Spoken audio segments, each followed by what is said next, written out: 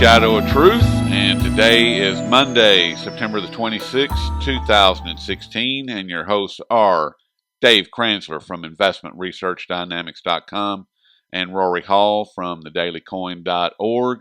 What's going on over there, Dave? Well, I don't know. I'm sure we'll get our nose into something, but I have a sneaky suspicion with Deutsche Bank stock down 6%. We might mention that today. Yeah, they seem to be falling off a cliff, so let's jump in. Sounds good to me. And it's traded below 12, so it's hitting new all-time lows since its listing on the New York Stock Exchange in 2001. And I assume it's essentially new all-time lows, because based on all the data that I could find from when it traded on the Frankfurt, or at least during the 90s when it was trading on the Frankfurt Exchange, it was always a lot higher than it is now. They're just in a world of trouble over there. That bank is. Apparently, the stock, all of a sudden, for some reason this morning, the market decided Deutsche Bank's going to have to raise capital. And the market's assuming they're going to do a rights offering, which it's an offering that's made to existing shareholders so they can put up more money and not have outside dilution, at least theoretically. I wouldn't. Anyone who puts more money into Deutsche Bank's an idiot. In fact, anyone who is invested in a mutual fund that has a big position in Deutsche Bank should get out of that mutual fund. Because quite honestly, any mutual fund manager who has a big position in Deutsche Bank is breaching fiduciary duty, because that essentially Deutsche Bank, I would say it's probably technically insolvent. I would say literally insolvent. Well, yeah, but I'm just saying, it's technically insolvent in terms of, the only thing keeping it alive is central bank support. Well, that's what's keeping most of the too big to jail banks afloat. Yeah, but, some of them, I think, they still, they're getting enough cash in right now to cover cash out. If we get a situation where the stock market takes a big dump and asset values take a big dump, then all these banks will go insolvent unless the central banks print a lot of money, because the ways that these banks are generating cash will disappear. But what about the money that they have parked at the Fed that's paying them interest? Well, right now it's generating some small amount of cash flow for them. I guess they'd have to pull that out too. I haven't really thought through what I think. If the stock market takes a big dump, so there's about $2.5 trillion at the Fed, we're looking at a problem that'll be bigger than $2.5 trillion. Yeah, seriously, if something happens to Deutsche Bank and the ECB and the Fed both turn their back on them and say good luck, wouldn't that really trigger the derivatives market? So, can they do that? First of all, because I don't think that they can because of their derivatives book. I don't think that the Fed or the ECB and probably the Bank of Japan, I don't think any of those can cut any of these too big to jail banks loose and say, well, you're on your own. You're right, because it would trigger that daisy chain of derivatives collateral calls, and that's what happened. Really, it's blamed on Lehman collapsing, but in my mind, in my view, it was really what happened was Goldman Sachs issued collateral calls to AIG that AIG couldn't meet, and that's what really got things going in 2008. If the stock markets take a dump, asset values take a dump, there's going to be massive collateral calls. All the counterparties out there, which are largely the big banks and hedge funds, are going to ask for more collateral from their counterparties, and it might even be a hedge fund that can't put up the collateral. Who knows? It could be anything as like that small Austrian bank. Maybe they can't put up. Maybe a bank like that can't put up the collateral, and it's just going to trigger chaos. And I don't, unless they were really to to start printing trillions and trillions and trillions right away, I don't think it's something that can be stopped. But what cracks me up is apparently the quote unquote head of communications at Deutsche Bank was on CNBC, and he said his quote was, "The share price is low, but that is not what is worrying us, and that is not what we are looking at," which is total BS. What is really important to us is our credit story, which is very strong. It is fundamentally strong. Well, if they have to raise capital, then how on earth can their credit story be strong? I mean, that's just that's just an all out lie. And I don't know if it's intentional. I'm sure it's intentional. He's trying to make the market think that the bank, the people running the bank aren't worried. But I guarantee you, they're sweating bullets. they're running into the bathroom in between meetings to take care of stress induced events. Yeah, I would imagine that's quite a common occurrence around Deutsche Bank meetings. Exactly. So I mean, and it's one of these things where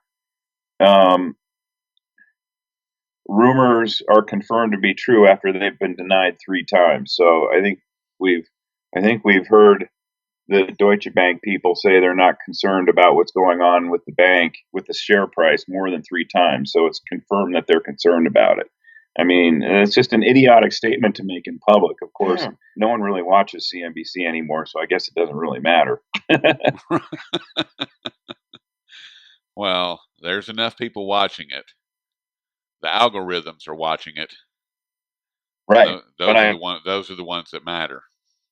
I can also guarantee you that a big part of why the S&P is down 11 points, almost 12 points, over 0.5% right now, is because of what's happening with Deutsche Bank stock.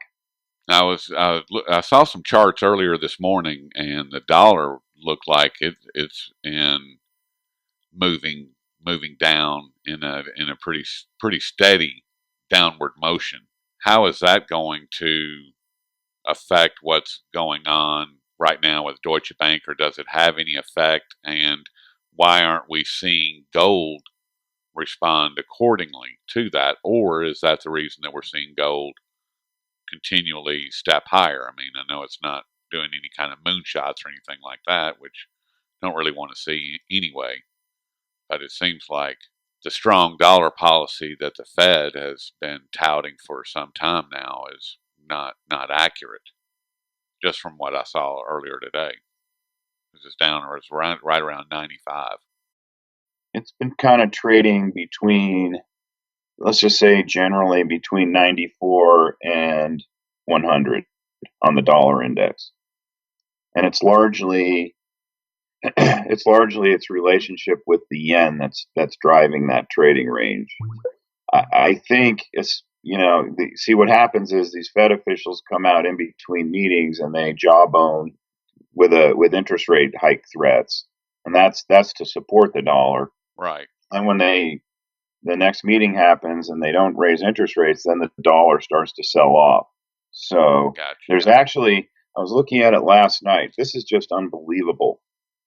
On Wednesday and Thursday, both days, there's 5 Fed officials each day giving speeches. I mean, it's the most absurd thing I've ever witnessed. It's just crazy, including Janet Yellen on Wednesday. It's like, it never used to be noted as an event when a regional Fed president gave some speech, and they didn't really give a lot of speeches back in the 90s and the 80s, etc. I mean, it just shows how insane these markets have become. Everything's rigged. I mean, everything. There's no coincidences. It's no coincidence that these Fed heads continually come out and good cop, bad cop. I mean, that's by design, just like what you're saying. I mean, just to put an exclamation point on how rigged everything is, Zero Hedge published an article over the weekend about the rigging of comments on Hillary Clinton's book, and how Amazon went in and sent an army of trolls in to change things from negative to positive. I mean, and when you get to that level of minutia of rigging of a system, I mean, how bad does everything else have to be when you have to do something as idiotic as sending out an army of trolls to make these to publish these lies about a book? I mean, it's incredible. So as far as I mean, you go from book review up to the Federal Reserve. That's a lot of space in there, at least from my perspective. Anyway, seems like there's a lot of room for rigging of anything and everything. It's just amazing to me. There's it's turned into almost exactly what Orwell laid out in Animal Farm in 1984. Almost exactly. It really is. It's frightening. I mean, it's down to the point where I think I read even the director of the FBI, that guy who probably should get fired, he should be hung. He shouldn't be subjected to a public hanging. Is really what should happen. Comey, yeah, but he puts black tape over the camera on his laptop. Yeah. I mean that tells you all you need to know right there. There you have it. That's exactly it. Speaking of Hillary, are you going to watch the debate tonight? I will watch it, and I want to see Jennifer Flowers. See, I'm watching it. They say that almost 100 million people are going to watch it. That's what they're projecting. And I'm watching it for the same reason that 99,999 people are going to watch it. It's like watching the Indy 500. You're not watching it to see who's going to win. You're watching it to see if there's going to be a brutal car wreck. Yes. So in this case, you're watching it to see whether or not Hillary Clinton collapses off the podium. Because apparently it's a 90-minute debate with no commercial breaks. And no stool. And right, no footstool. No nothing. But how is it any different than watching the Indy 500? I would never turn that on to watch it unless I thought there was going to be a big car wreck. Yep. That's what this is. I would agree with that. I think that people are going to be watching for that specific reason, to see if she collapses and can make it for 90 minutes with all the lights and the flashes and everything and that are going to be associated with it, and just the sheer endurance of standing for 90 minutes and not being able to take a break. And be under stress. Because they're not going to be able to have microphones in their ears so that Uma Abedin can whisper into her ear how to respond to something. How are they going to stop that? Well, they just can't have a microphone in her ear. I mean, the whole world would be able to see it, right? They've not been seen before, except in alternative media. Yeah, I don't think it'll happen. I don't think it'll be there. I'll probably have a picture-in-picture because I'll have Monday Night Football on, and I'll have the small picture will be the debate with no volume, so I can just monitor it to see if she passes out. If you see her going pale, then you know to switch the screens. Yeah, exactly. The PIP button on my control. Oh, that is so sad. I mean, not that. What's sad is that we're actually having this conversation. Yeah, we're watching the debate to see if the presidential candidate takes a digger. Oh my goodness. Well, what do you got going on the Daily Coin? Well, I've got a couple of things coming up. I've got I told you before we started the show, I've got an interview coming up with V, the guerrilla economist, and I was supposed to be having an interview today with Willem Middelkoop, who is the brilliant mind behind the book, The Big Reset, and that has been rescheduled to next Monday on October the 3rd, and I'm very, very excited about that. Yeah, that's a good guest to reel in. Yeah, well, especially with everything that's going on with the SDR and the monetary changes that are now in the books and on their way to happening. So it's I'm pretty stoked about the whole thing. Should be very cool. Awesome. That's what I've got going on right now, and I'm not sure what else I got going on. Just gonna wait and see how the day kind of unfolds. What about you? What you got going on? In my mining stock journal, I sent around to my subscribers an analysis of that Carousel Capital short sell report on First Majestic, and I take it apart and I show why it's either the report itself, the data that's in there is either a product of ignorance or intentional fraud. I mean, there's absolutely nothing that's correct in that report, and so I posted a few excerpts from that on my website over the weekend.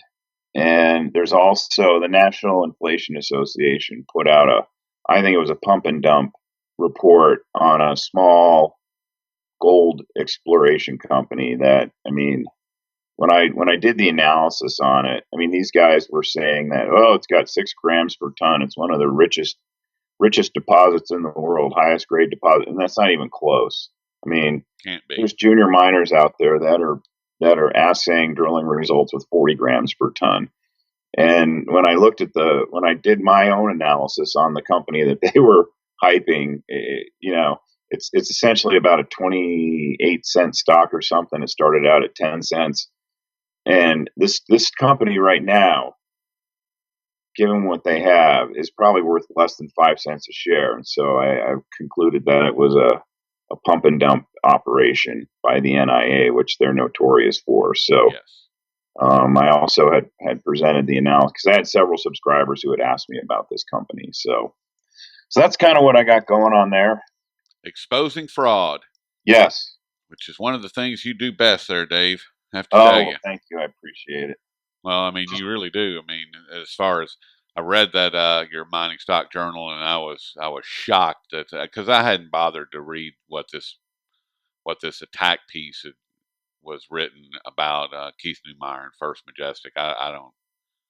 I know that's a solid company. I've had several interviews and spoken with Mr. Neumeier personally, and it's there's no way that he would allow his company to be anything other than top notch. I mean, he's you don't build $1 billion companies because you don't know what you're doing, because you're putting out bad information. And this other company, who I refuse to even recognize with a name, would write something against this company and using what appears to be fraudulent information, in my opinion. And then the NIA, as you pointed out, they are there's nothing good associated with that group of people. I in agree. My opinion. It's always been a pump and dump operation. Well, there's I think First Majestic might have run up a little too much in the big run up we had over the last 8 months, and maybe it sort of outran its value, its fair value, given where the price of silver is right now. But the price of silver is going to go a lot higher.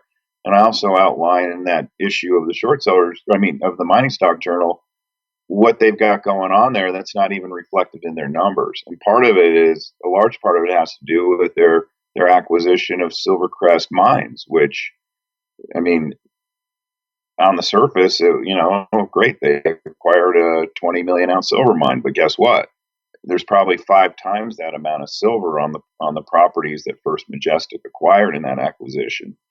That's in the ground. It just needs to be proved up, and they're pretty sure it's there. So there's still a lot of hidden value on First Majestic's balance sheet that's not reflected yet in the numbers. But soon it will be. Oh yeah, it just takes time. Just takes time. Is there anything that we need to keep our eye out on for this week that you're aware of, other than the debate tonight and the collapse of Hillary on live television? Well, since we've been chatting here, Deutsche Bank stock hit a new low on the day. It's down 6.4% now, trading at 1194. And one more thing I just wanted to point out, the new home sales report for August was out today, and new home sales took a dump in August.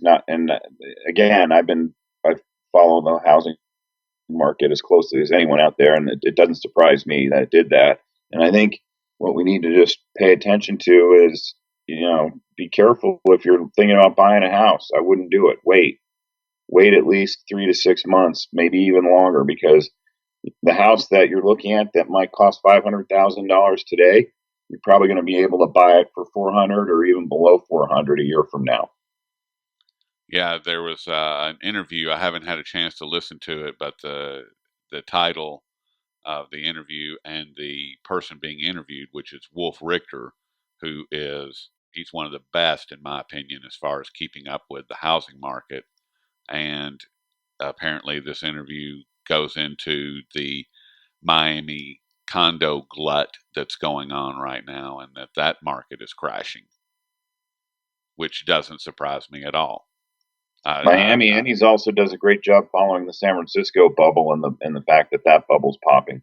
Yes, I mean, as far as San Francisco, I mean, he has detailed that better than anybody, and I presume that he's now shifting gears and looking at the Miami market, and I foresee nothing but the top-notch analysis that he's always done in regards to the housing market in particular.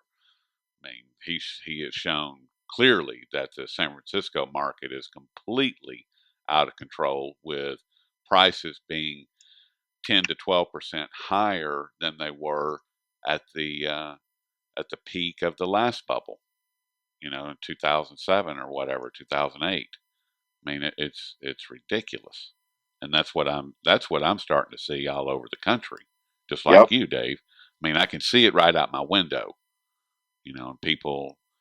It just amazes me. Everybody sees their home value going up as being something really positive, when in fact nothing could be further from the truth. I mean, it's called inflation, and when you have inflation of that on that scale at that level, you have a serious problem. I mean, yeah, it's all wonderful, and I paid $100,000 for my house. I can now sell it for $400,000. Well, that's $300,000 worth of inflation. That's right. That's exactly right. The house didn't change. The neighborhood may have changed a little bit, but it didn't change 4 times. And that's where people get blindsided by what's actually happening. It's kind of sad. Well, we're now past the part of the bubble where we had the last sort of frenzy of price chasing and contract chasing. And I do believe that it's hard to prove, but I do know that starting around the beginning of this year, the mortgage data was showing that about 30% of the existing home sales activity was going to quote unquote investors, which means basically flippers. Yep. And a lot of them were mom and pop operations that started using mortgages. Early in the bubble, flippers pay with cash and they flip it and go on to the next one. Well, now you got a situation where you get flippers who get cocky and they're using debt and they control.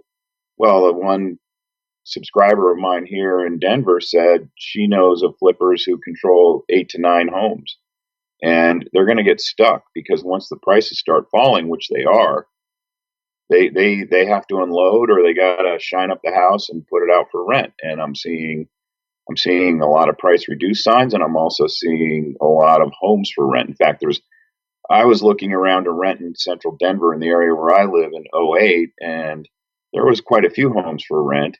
There's even more now, which is shocking to me. So it's coming. It's gonna get ugly. The housing market's gonna start to get ugly, and I think think we're 6 to 12 months away from a lot of people being in a lot of pain. You think it's going to take that long? Yeah, it does. Because the first part of it, say that first 6 months, the story of, well, let's just wait till the market comes back. We're just in a little valley. You know, that scene in The Big Short. Yeah. The market's just in a little valley right now.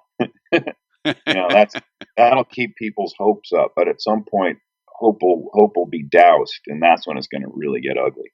But housing tends to, it's an illiquid asset, and it only becomes really liquid at the very bottom and the very top, because you got a lot of capital chasing, catching it at the bottom, and you got a lot of capital chasing it at the top.